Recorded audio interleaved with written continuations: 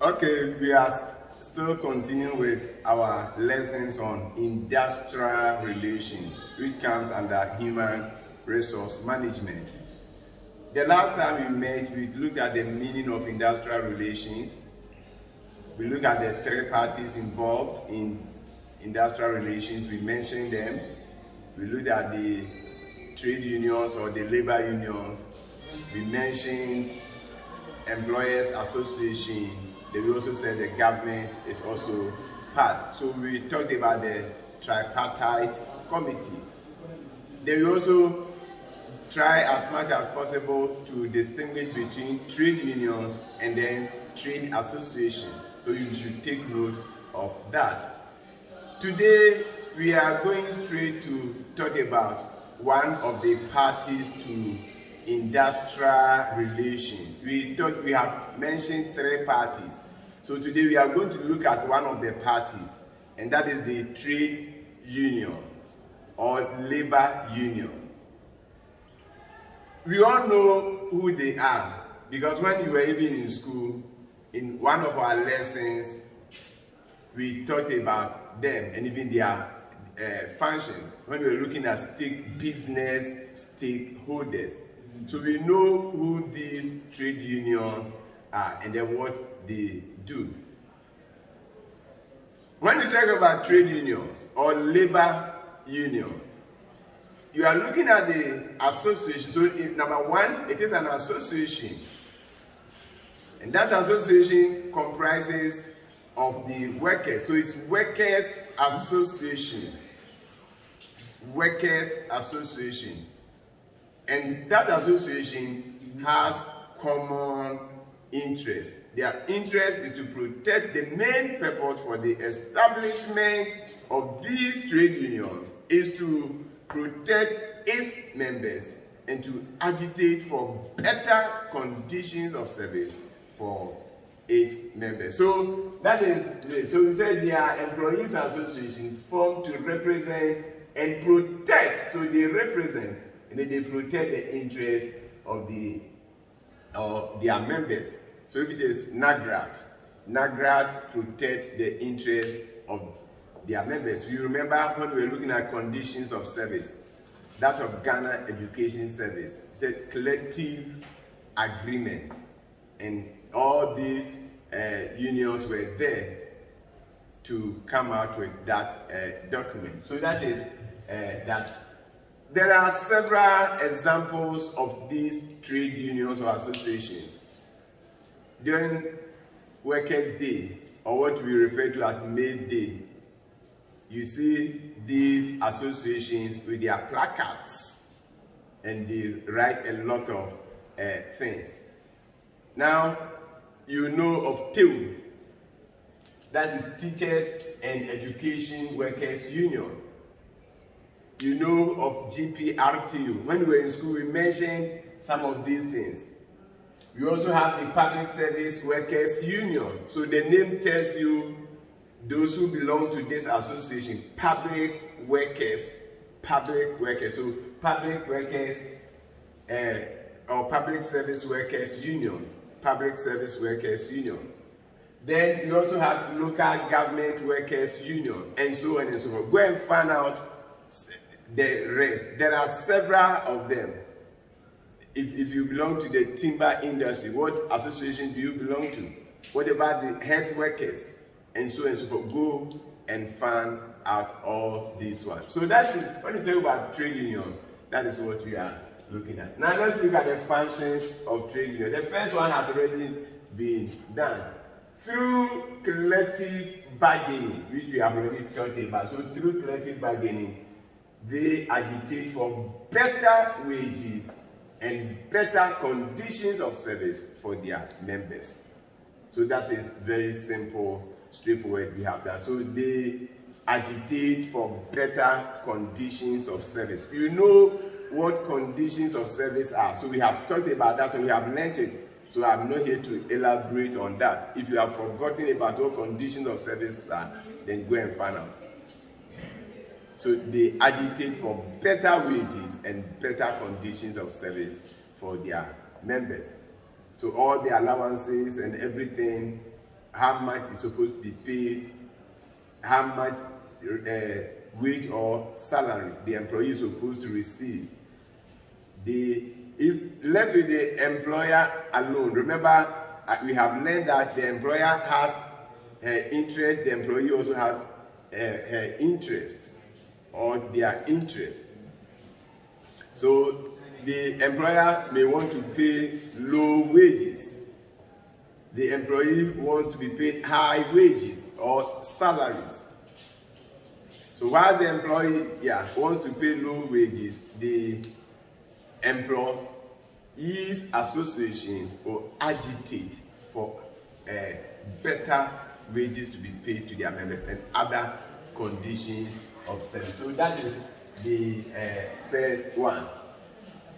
Then they also administer the health and welfare of their members.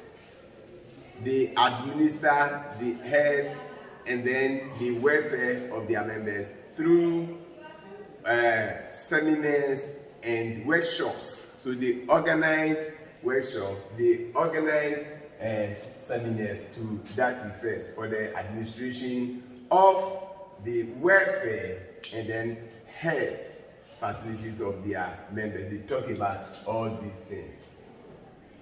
The next one has got to do with victimization.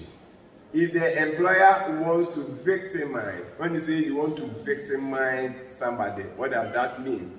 Probably somebody joined a particular industrial action.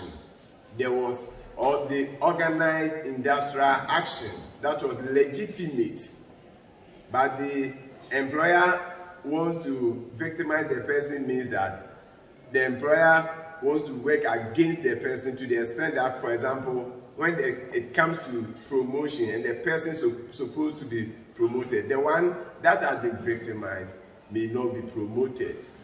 Whatever the person qualifies to have, the person might not have it. Whatever right that is due the person will not have it. These trade unions, what they will do is that they will protect their members against such victimization. So they protect members against victimization and abuse of authority. Somebody thinks because he occupies a higher position, he can do whatever, he can abuse the authority. He can use authority that has been vested in his position, that legitimate authority. The person can abuse it. We have done authority, so you know sources of power, legitimate power. This person, they abuse whatever has been given to him. So they will fight against the employer in respect of that, so that they can even embark on strike action if you want to victimize any person. They thought about it and you are not ready, they can lay down their truth. So that is it. Then they can also act as pressure group against the employers' obnoxious policies. If you bring any policy that will not inure to their benefit, that will be against their rights and other things, that will not sing well with them, they will be the pressure group. The name tells you what it is, pressure group.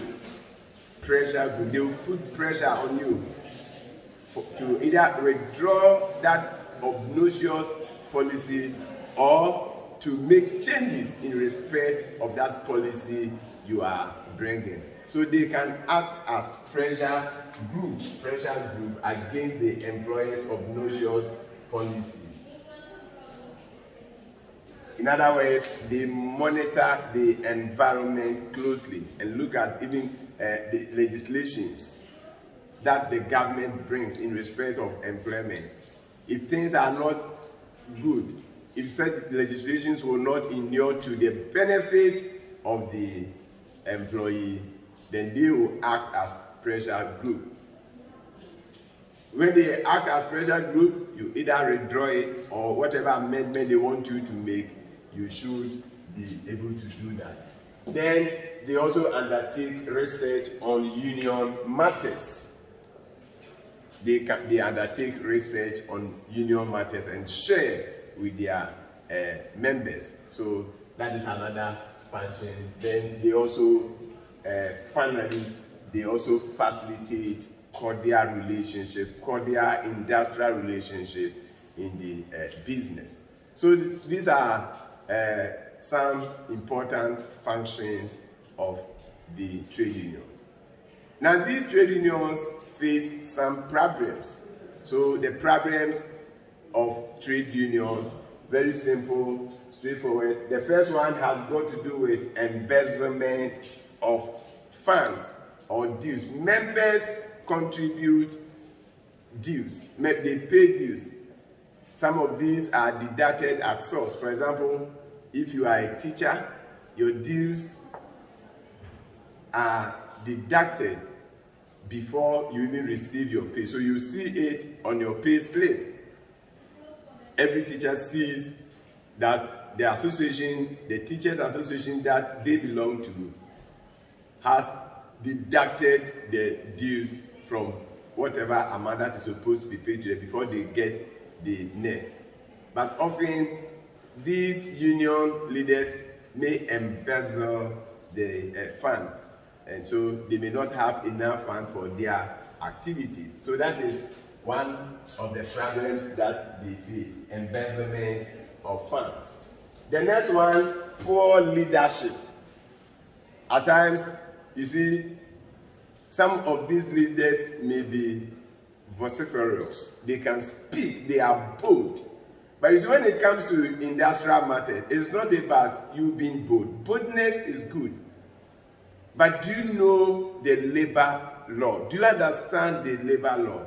So you may make somebody who is bold, who can speak, a leader, but the person may not know the labor law. So there will be poor leadership when it comes to matters concerning wages and salaries and other things. You are with your employer and a collective bargaining agreement. You don't even know the law. They don't even know the law. So the person may not be able to negotiate better conditions of service for their members. So at times, the way they elect their leaders may not be good. So leadership may be very poor, and that can affect the association. So that is the second point. The third point has got to do with how the employer may also be able to influence the leaders. They may bribe them, and when that happens, then they may not be able to negotiate for better conditions of service for their members. So these selfish leaders, if you have leaders who are selfish, who are thinking about themselves, then they may be bribed, they may be influenced to accept conditions that may not inure to the benefit of their members. So that is another problem. Then, just as we talked about this one, embezzlement, these associations do not have adequate financial resources, so they are not able to embark on some of their activities. Now, for example, you want to embark on strike action. It may not be legitimate, but still you want to. In that case, the employer may decide not to pay you for the period that you have embarked on strike. The question is, as a union, do you have enough funds to pay your members during such periods? So you see, so lack or inadequate funds is also a problem, and it doesn't make it possible for the unions to embark on their activities. So that is also another one. Another point has got to do with fear of victimization. Now you want to, some people, either the leaders or the members, are afraid that they may be victimized if they should engage themselves with the union's activities. For example, if the person fears things are not going on well, you want to embark on strike, But people fear, either the leaders or members, they are afraid that if you should do ABC, am I not going to be victimized, and so on and so forth. So fear of victimization may also be a problem that may hamper the well-being or the these unions to function as they are supposed to function. If a member is supposed to embark on strike action, say, if I am sacked, if this thing happens to me, where am I going to get another job? At least, now that I'm working, at the end of the month, I may be paid. So you see, the person may be afraid to join the activities of this union. So that is for that one. Then finally, the government may also interfere with the union's activities. There are certain times, even these unions become political. So if it is NDC that is in power and the leadership, they can sing the songs of NDC. In the same way, if it is NPP, the leadership may do that. The government can influence these associations, especially the leadership, and that may not augur well for the association. Ladies and gentlemen, that brings us to the end of today's or this morning's lesson. We are still on industrial relations, and we have talked about the three parties to industrial relations. We mentioned trade unions, we mentioned employers associations, and then we also talked about government. Today, we have looked at that of the trade unions. When you say trade unions, what are the trade unions? Then we looked at the functions of the trade unions and the problems that these unions face. Just as I've been telling you all the time, all that you need to do is to sit down, study your notes. Till we meet again another time to continue with our lessons on industrial relations. Our next topic is going to be on the employers' unions, who they are, and then their functions. Till we meet again another time, good morning.